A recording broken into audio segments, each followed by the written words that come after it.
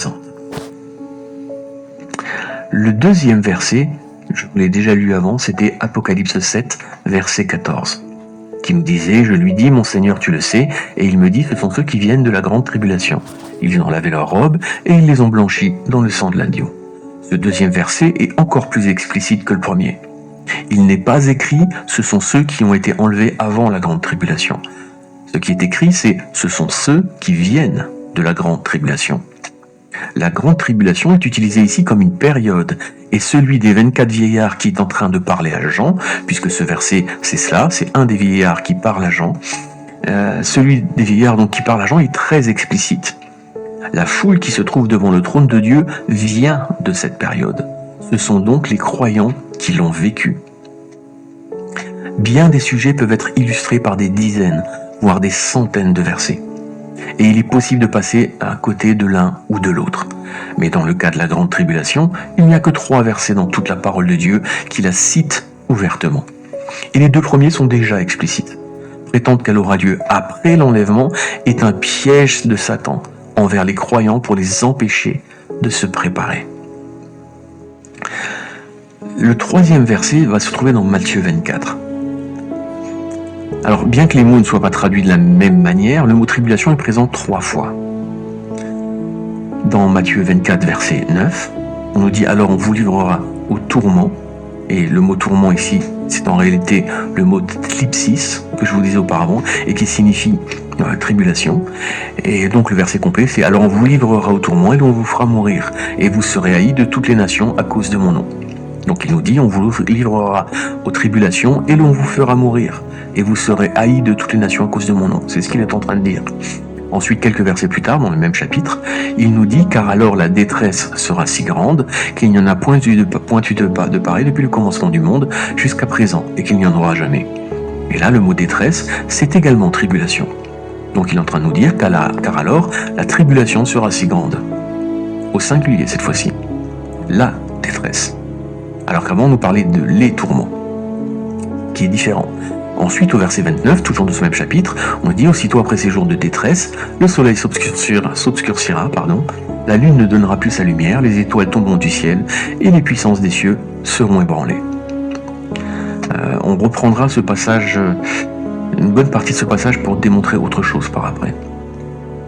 Donc dans leurs traductions les plus communes, on ne réalise pas que Jésus parle de tribulation, bien que le mot grec ne laisse pas de doute à ce sujet.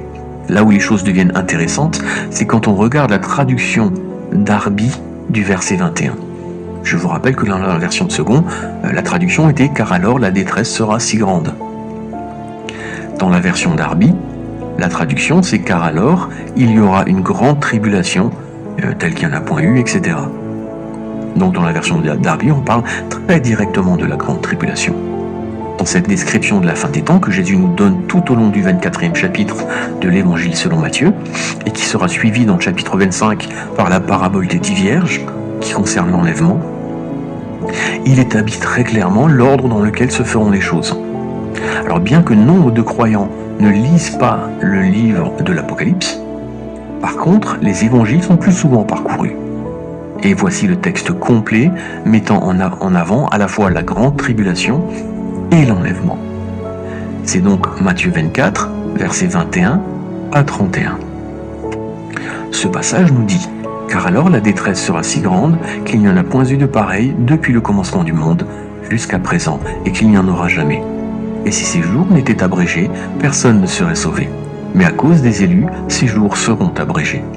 Si quelqu'un vous dit alors le Christ est ici, il est là, ne le croyez pas, car il s'élèvera de faux Christ et de faux prophètes. Ils feront de grands prodiges et des miracles, au point de séduire, s'il était possible, même les élus. Voici, je vous l'ai annoncé d'avance. Si donc on vous dit, voici il est dans le désert, n'y allez pas. Voici il est dans les chambres, ne le croyez pas.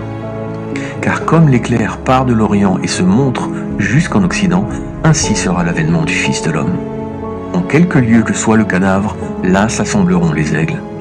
Aussitôt après ces jours de détresse, le soleil s'obscurcira, la lune ne donnera plus sa lumière, et les étoiles tomberont du ciel, et les puissances des cieux seront ébranlées. Alors le signe du Fils de l'homme paraîtra dans le ciel.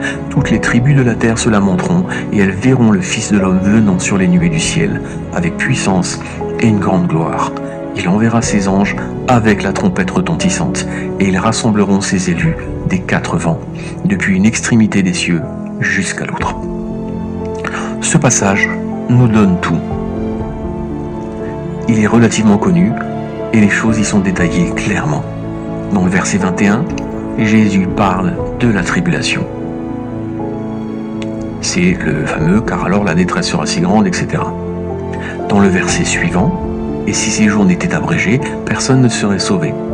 Mais à cause des élus, ces jours seront abrégés. » Donc le verset 22, Jésus parle de ce que les élus vont la vivre, cette tribulation.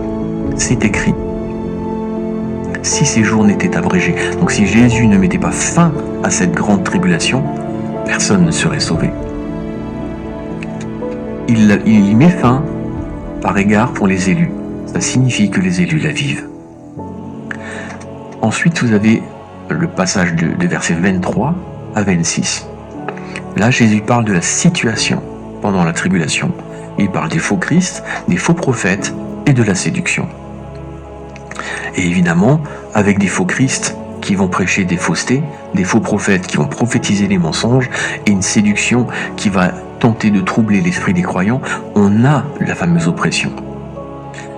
Après les versets 27 et 30 de ce même passage, Jésus détaille son retour dans les nuées, comme ça nous est également dit dans le livre des Actes. Dans le livre des Actes, acte 1, versets 9 à 11, nous disait « Après avoir dit cela, il fut élevé pendant qu'il le regardait, et une nuée le déroba à leurs yeux. » Une nuée, c'est un nuage. C'est le même mot. Donc ça veut dire que soudainement, Jésus s'est élevé dans le ciel et qu'il est passé à travers les nuages. Et à partir de là, il n'a plus été vu. Et ce passage des versets 9 à 11 se termine comment ? En nous disant simplement « Ce Jésus qui a été enlevé au ciel devant vous viendra de la même manière que vous l'avez vu allant au ciel. » Donc dans les nuées. Ça, c'était les versets 27 à 30. Et finalement, il y a le verset 31. Et le verset 31 nous parle de quoi ? Il dit « Il enverra ses anges avec la trompette retentissante, et ils rassembleront ses élus des 4 vents depuis une extrémité des cieux jusqu'à l'autre. » Donc là, il nous parle de l'enlèvement. Ce passage de Matthieu 24, des versets 21 à 31, commence avec la grande tribulation, nous précise que nous la vivrons, et se termine par l'enlèvement. Jésus nous annonce donc une grande tribulation et précise que cette période prendra fin par égard aux élus. Il ne faut pas confondre avec les appelés. J'ai déjà expliqué la différence entre les uns et les autres, et tous les détails se trouvent dans l'enseignement dont je parlais avant sur les 2 églises. Ce qui signifie que la grande tribulation commence et termine avant l'enlèvement des croyants. Pour résumer la chose, l'église actuelle, c'est Ecclésia, ce qui signifie « appelé hors d'eux ». C'est donc l'église des appelés. Les élus, par contre, font partie de Souneklektos, qui signifie l'église des élus. C'est la différence qui est déjà mise en avant dans le verset nous disant qu'il y a beaucoup d'appelés, mais peu d'élus. Dans le passage de Matthieu parlant de la grande tribulation, Jésus précise spécifiquement que c'est pour les élus qu'il fera stopper cette tribulation. Et alors seulement, il apparaîtra pour le jour de l'enlèvement. Ce jour-là, ça n'est pas l'Église qui montera vers lui, mais l'épouse. Cette dernière étant l'union des élus et non des appelés. C'est la raison pour laquelle on ne parle plus de l'Église après le chapitre 3 du livre de l'Apocalypse, parce qu'elle a reçu son jugement et est sortie de la course.